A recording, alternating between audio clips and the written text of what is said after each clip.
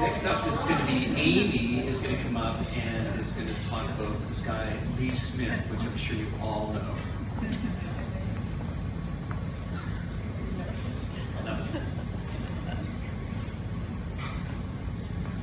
Hi, I'm Amy, Lee Smith's daughter, and Pete has asked me to talk to you a little bit about Dad and how he got involved in rowing, how he became a co-founding father of the rowing club, and his continued involvement with the rowing club.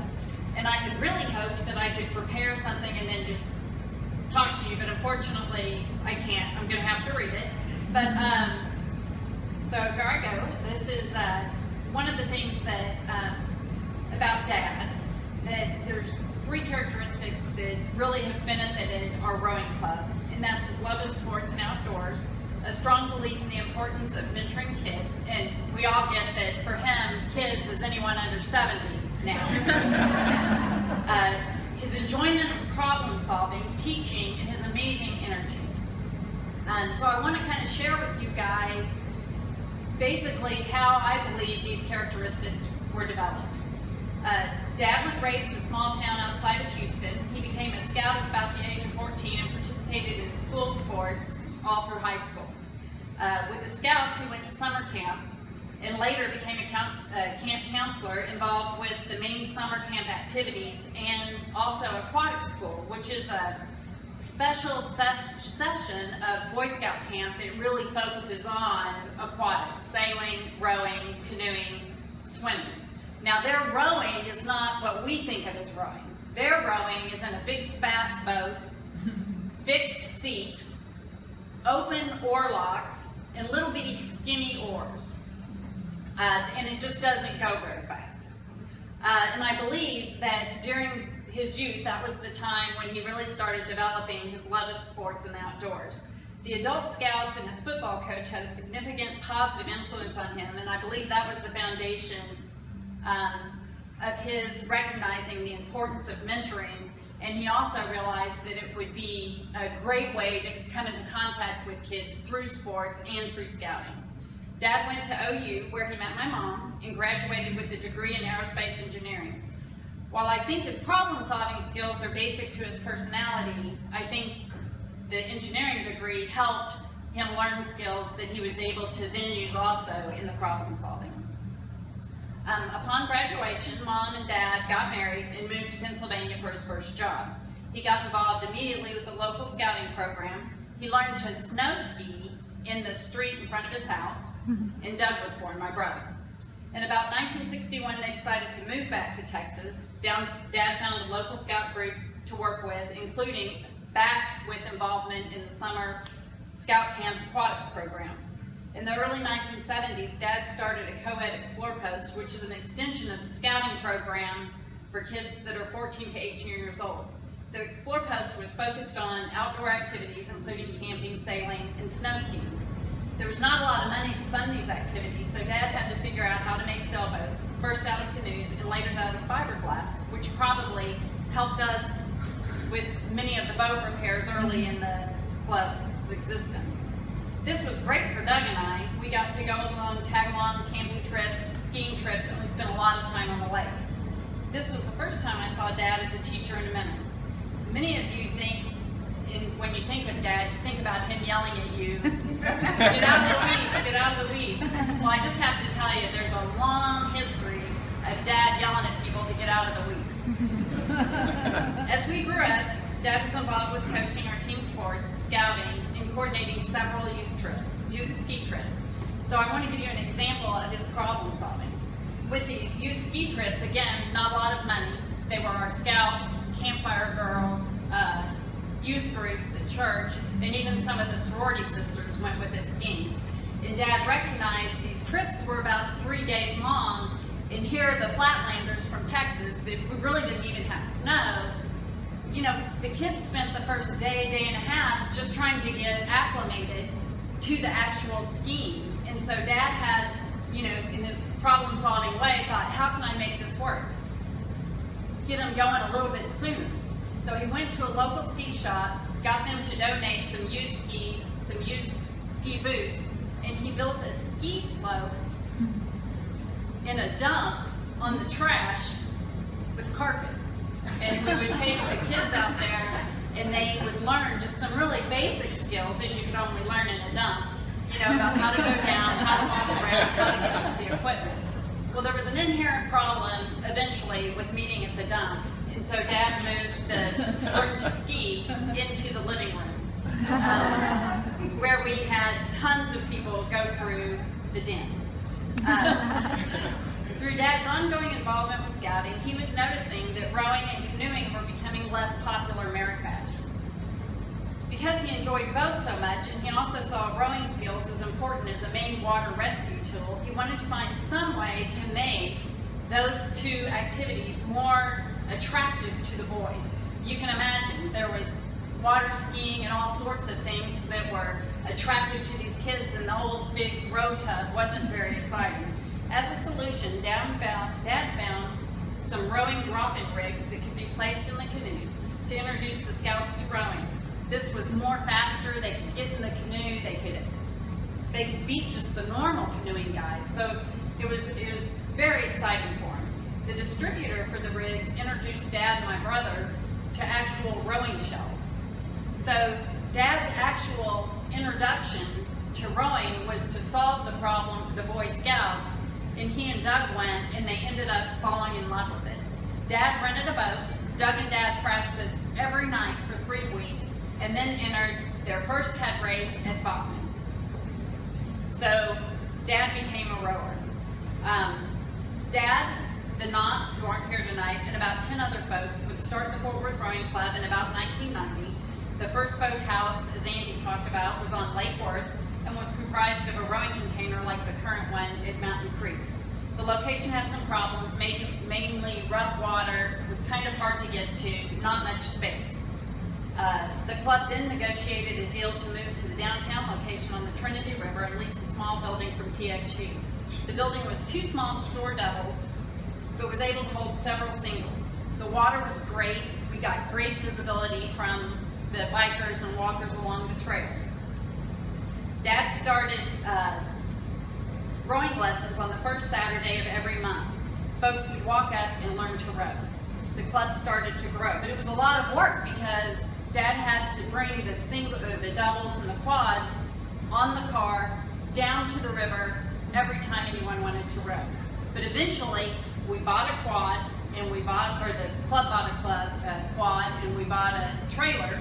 The trailer was stored at David Perez, who's here, his workplace, and then we could just bring the trailer down to the river, unload the boats, row, pack it up, and that felt pretty great. But eventually, we were able to, another thing I want to talk about is the club started the tradition of the steerhead downtown. The first couple of regattas, and y'all are not going to believe this, we started up at where Dad calls Sleepy Hollow. We would start all the racers with our stopwatch, get on our bike, and Gwen and David are laughing because they remember this, and run like crazy with the bike to the finish line to time them. And I am not kidding, that's how we timed these races. So the invention and common use of cell phones was a blessing.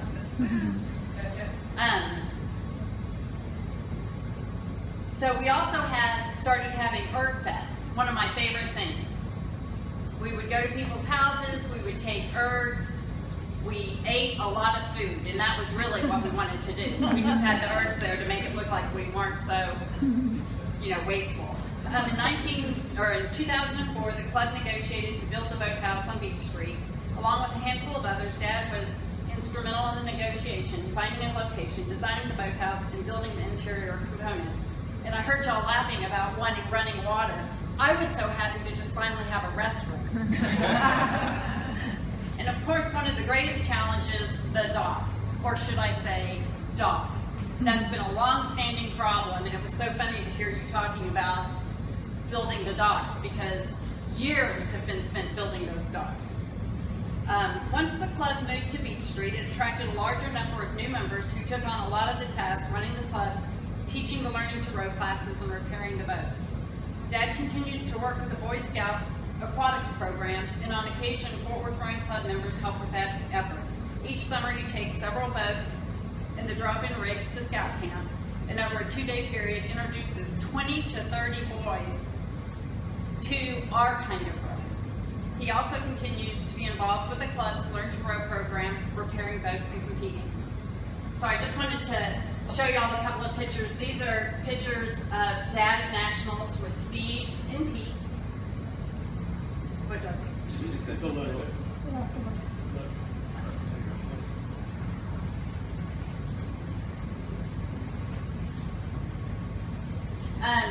This was one of the forward steerheads on the upper left hand, Jim Trimble. This was one of Dad's rowing buddies from Dallas, Fritz, who one of our boats is named after. The bottom right hand corner is me and Karen at Long Beach, and Dad helped us launch the boat. And then again, another picture of several of our guys rowing. One of the things that we did regularly was go to Natchitoches to row the marathon. And Dad was always up for any kind of rowing except the marathon. And he insisted on being on the drinking crew. And so he would help us launch the boat, we would row, he would get the boat out, and then start enjoying drinking. And there's Dave Perez and Molly, the Knotts are there, the Trimbles, my mom. The upper right-hand picture is my brother and my dad at the Austin Masters National Regatta in 1991. And they won the parent-child race. In the bottom left-hand corner is my dad and I at Lake Lanier in 1999, and we won the parent-child during that time. So Dad always felt really proud that both of us, he won the parent-child with both of us. Then the bottom one is just another picture of Dad and I. And then Dad and I were in Austin this past weekend, and it was just a blast. And so I guess what I just would like to say is that Dad has brought a lot to our club, but I think he would probably say that rowing has given him as much in return. And then the next thing I'd like to do is call Dad up here, and he has donated this beautiful quad to the boat club in my mom's name. And he's going to talk a little bit about that later. But for now, we're going to go ahead and unveil the O'Bannon. Pictures, if Are you we got ready? it. Just to unveil it, yeah? There you go. Take a picture.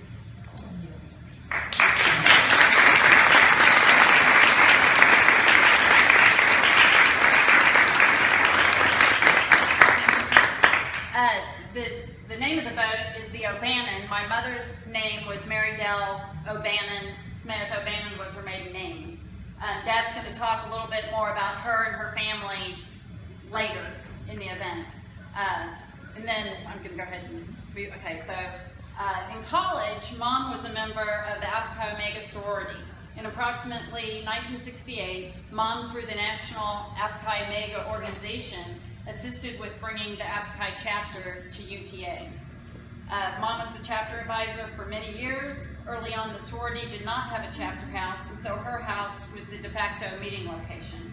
She had a significant impact on her involvement in many of the women that were in her chapter who become lifelong family friends, and several of them are here today. About 2 years ago, several of the women she worked with during their time at UTA created a leadership fund in Mom's name. Through donations from the various women in the current chapter, the fund was endowed $40,000. The boat club is generously donating to the Alpha Chi Foundation, which will either be applied to the leadership fund or to an Alpha Chi Omega membership assistance fund that's been established in Mom's honor by our family. To accept the check, Robin will present the check to Marlene Small.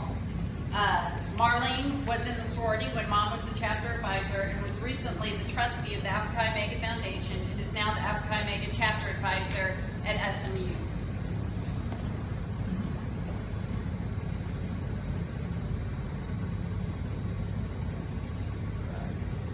So, due to the contributions from rowing club members and TCU and the Fort Worth Rowing Club, we were able to donate $1,000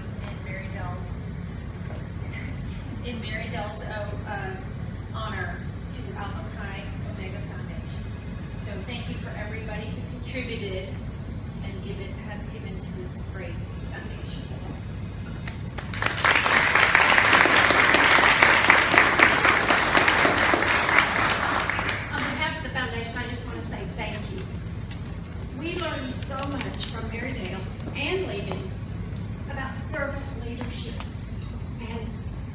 very young 18 and 20-year-olds. It was amazing the gifts that they gave us. And they taught us to be go-givers as well as go-getters. And they taught us about paying it forward and how to be the very, very best that we can be. And this monies will help to further that legacy of Mary Dale and her servant leadership within our organization. Thank you so very, very much.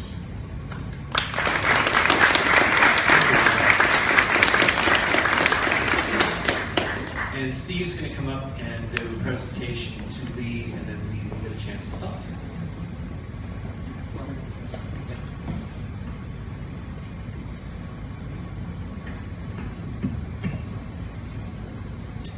Pete, unlike Pete, I'm not technologically advanced. I have to use a crayon for my notes. Andy stole my quote. Rowing is the only sport that was originally based as on capital punishment. So I see a few of you out there who aren't rowers, so you might not get too attached to those of us who are. You know, you might. Yeah, we'll talk to the closer to that. Some of us are height challenged. Is that better? Oh yeah. Okay, I do have another quote for you. This is from Lee. We were out rowing, me and Jeff and Russ and Lee were getting ready for the Masters National Championship in Grand Rapids a couple of years ago. And Lee said the funniest thing I've ever heard on a boat is that you all look like a centipede with a leg cramp. And we did. We did look pretty bad that day. It was cold and rainy, and Lee had us out there. We didn't want to be, but he stuck with us, and we went to Masters National. Came back to third place in the middle that time. So thank you, Lee, for sticking with us during that trying time. Pete asked me to do this. I jumped at the chance. I've come to love this sport, and I've come to love this club, and you know that's due to Lee. So it was the least I could do to come up here and thank him on behalf of the club for all that he's done for me and all that he's done for the club. I didn't want to stop with Lee, though. There's a lot of people who've had major parts in this club. Starting up front here, Kevin's brand new, but he's jumped right in with both feet and he's helped out a lot with TCU. Susan, you know, not even a really active rower, but she's helped quite a bit. Robin, our treasurer, has done quite a bit. Rachel's back there done good things, and James too for the TCU run.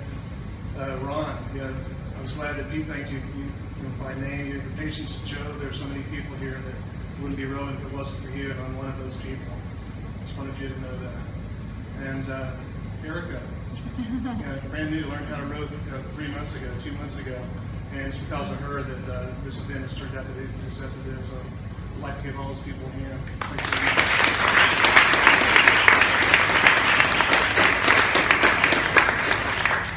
So I've only been a member for about 3 years, a little bit over, so I don't know the whole history of the club. But I do know this, we've had the presidents that we needed at exactly the times that we needed them. We had Bridget when I first got here, teach and learn to row, so smart, so meticulous. She got us up to the 501c3, as a 501c3 organization, and she set up Pete so well for his presidency. It's like they've been practicing it for years. So we're glad to see that Bridget was recognized tonight for her efforts.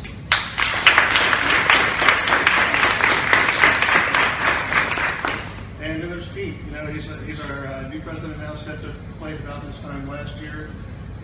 I don't believe anyone else could have stepped in and provided the club with the positive energy like he has. If we hadn't had his leadership, we wouldn't be in Marine Creek now. We wouldn't be at White Settlement now. There's no telling where our club would be without his leadership on those two projects, and how he continues to lead us in other areas of Fort Worth rowing. So I want to thank him as well.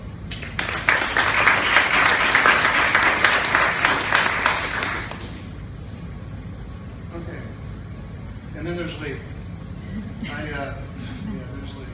I became a member of this club. I used to ride my bike quite a bit on the Trinity Trails. I rode past the boat club multiple times. The door was usually closed, but it always kind of piqued my interest, and I wondered what was going on there.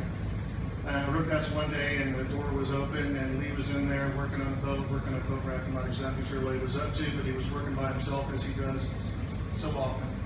I can't count the number of times I've gone to the boathouse and seen the door open and Lee working on one thing or the other. So I went in, I asked Lee what the story was with the boat club. We spent the next hour talking about the history of Fort Worth Rowing Club,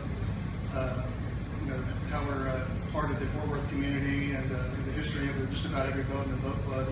And his love for the sport was infectious, and so I have the love for the sport because Lee had a love for the sport, and I have a love for the rowing club, just like everyone else in this room does because of Lee. But not just me, everyone in this room, especially you learn to row students. I was at a meeting about this time last year. Everyone's here works full time. We were about to have to jettison the Learn to Row class because no one had the bandwidth for it. We were going to lose our water. We were in the midst of having a plan to move to Marine Creek and White Settlement. And I was there in the room sitting across the table from Lee, and he stood up and said, "We've got to save this Learn to Row program. It's the lifeblood of this institution." He was exactly right, and he stood up. And so if you're a Learn to Row student and you're in this room because of Lee Smith. And not just the Learn to Row students. There's not a single person in this room that hasn't somehow been affected by the work Lee has done and the infectious love he shares for this sport and for our rowing club. So it's an honor for me to thank you for all your efforts, Lee, and I'd like to give you a round of applause. Thank you very much.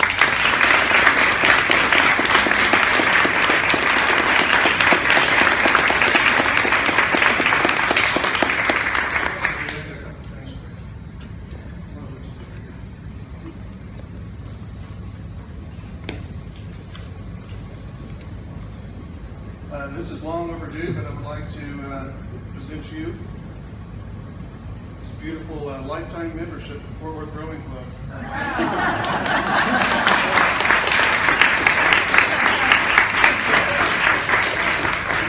The money's not good during the next 80 years are on the house. Okay. And we also have something else for you. So the blue bag.